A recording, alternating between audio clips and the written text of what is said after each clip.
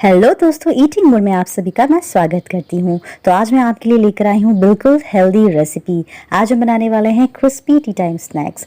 जब भी आपका समोसा या कचौड़ी खाने का मन करता है और आप खाते खाते रुक जाते हैं कि काफ़ी ऑयल है इसमें और हेल्थ के लिए अच्छा नहीं होता, तो उसका एक हेल्दी वर्जन हम आज बनाने वाले हैं बिना मैदे के। जी हाँ, बिना मैदे के एकदम crispy snacks, T time snacks हम बनाने वाले हैं, जिसमें बिल्कुल भी मैदा यूज़ नहीं होगा, पर बिल्कुल वैसा ही स्वाद मिलेगा आपको। तो चलिए आज बनाते हैं crispy tea time snack on eating mode. तो चलिए जल्दी से इस रेसिपी शुरू करते हैं। और इसको बनाने में आपको ज़्यादा समय नहीं लगता है, घर के ही इंग्रेडिएंट से आप आसानी से बिल्कुल बाज़ार का मज़ा ले सकते हैं। तो चलिए बनाते हैं इसका मसाला।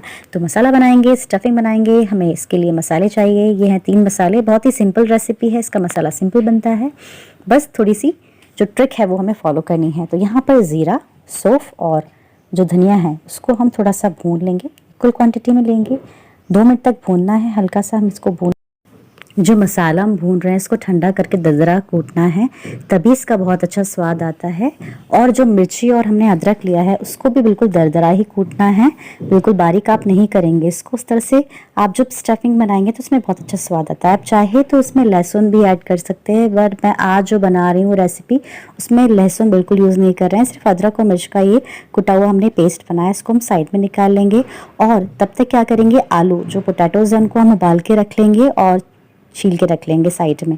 अब एक पैन में घी लेंगे और आप चाहे तो तेल भी ले सकते हैं। और इस घी या तेल में आप थोड़ा सा ये जो भुना हुआ मसाला था उसको हम डालेंगे। क्योंकि हम मसाला पहले से भून चुके हैं इसलिए सिर्फ इसको 1 मिनट तक हम भूनेंगे घी में, ताकि अच्छे से इसमें घी खुशबू चले जाए और मसाला और अच्छे से घी में रोस्ट हो जाए। तो ज़्यादा स्लो फ्लेम पर ही हम इसको करेंगे, एकदम हाई फ्लेम पर इसको बिल्कुल नहीं करना है, मसाला जल जाएगा, बहुत इंपॉर्टेंट है। उसके बाद जो अदरक और मिर्ची का जो हमने कुटा हुआ पेस्ट बनाया था दरदरा, उसको हम डाल देंगे। ये जो मसाले आपने जो तैयार किए हैं, मसाले इतनी ही क्वांटिटी में डालें, कंजूसी नहीं करना, क्योंकि ये जो मसाले हैं इसी से हमारे पूरे आलू के मसाले में स्वाद आने वाला है। अलग से हम और कोई मसाला इसमें नहीं डालेंगे, है ना।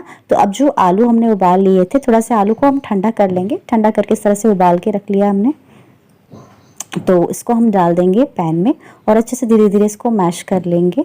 इसके बाद हम डालेंगे स्वादानुसार इसमें नमक।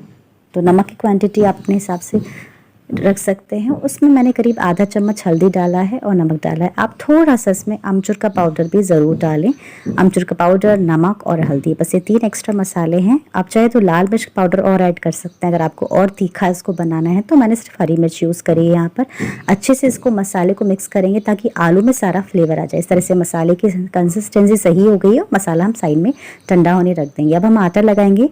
तो इसके लिए हमने सिर्फ गेहूँ का आटा लिया है, 1 कप मैंने लिया है गेहूँ का आटा, उसमें आधा कप सूजी। तो एक क्वांटिटी आपको ध्यान रखना है, 1 कप आटे में आधी कप सूजी जाएगी। उसके अलावा स्वादानुसार आप नमक डालेंगे, अजवाइन। इसके अलावा मैंने थोड़ा सा इसमें तिल भी डाला है, सफ़ेद वाला 1 चम्मच।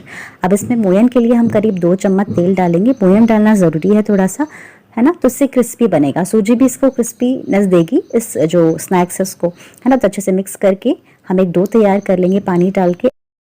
पानी डाल के जो हमने डो बनाया है ये बहुत ज़्यादा हार्ड भी नहीं होगा, बहुत ज़्यादा सॉफ्ट भी नहीं होगा। तो इस तरह का हमने आटा बनाना है, ज़्यादा सख्त नहीं होना चाहिए और एकदम सॉफ्ट भी होना चाहिए। इस तरह की कंसिस्टेंसी का आटा हमने तैयार कर लिया है।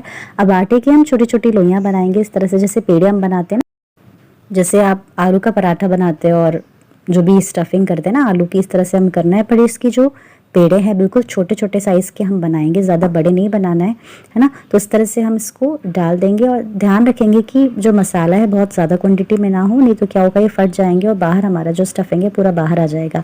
तो इस तरह से छोटे छोटे हम गोले बना लेंगे। देखिए इस तरह से हमने बना लिया, इसको अच्छे से सील कर दिया है ताकि ये दोबारा इसमें से कुछ निकले ना। बिल्कुल ध्यान रखिए जो साइड्स होती हैं इसकी साइड्स बिल्कुल पतली पतली रखनी है, थिक नहीं होनी चाहिए, क्योंकि इसको हम रिमूव भी कर देंगे बट स्टिल ये पतली होनी चाहिए, है ना। तो इस तरह से हम छोटे छोटे बॉल्स भी बना सकते हैं पहले से आलू के, बट आप तुरंत इसको इस तरह से स्टफ़ कर लेंगे तो अंदाज़ा रह जाएगा आपको कि किस तरह से हमको स्टफ़ करना है ना। तो जो भी लोई ली है उसके हिसाब से छोटे छोटे ये बनाएंगे, क्योंकि हम इसको बिल्कुल फ्राई नहीं करेंगे आज, है ना। तो इस तरह से आप गोल गोल बना लीजिए और देखिए इस तरह से हम इसको रिमूव कर देंगे। ये अच्छे से सील हो गया है और इसको एक बार और अच्छे से इसको शेप दे देंगे। तो इस तरह से हम सारे बॉल्स बना लेंगे और ये बहुत ही बढ़िया बनते हैं। बस जो फाइनल स्टेप है वो बहुत ही इंपॉर्टेंट स्टेप है दोस्तों, इसमें आपको बहुत ही विशेष ध्यान रखना है। तो ये चलिए बनकर तैयार हो गए हैं, इसको आप कवर कर दीजिए, इसमें हवा नहीं लगनी चाहिए। अब हम अप्पे के पैन में इस तरह से थोड़ा थोड़ा तेल पुट कर देंगे और उसमें ये सारे बॉल्स डाल देंगे। ध्यान रखिए जो बॉल हैं वो जो सेंटर में है सबसे लास्ट में डालें। जनरली ऐसा लोग बोलते हैं कि जब हम इसको कुक करते हैं या कुछ भी चीज़ पका जाती है तो पहले सेंटर में कुक हो जाता है, तो सेंटर में आप बॉल को लास्ट में रख लीजिए।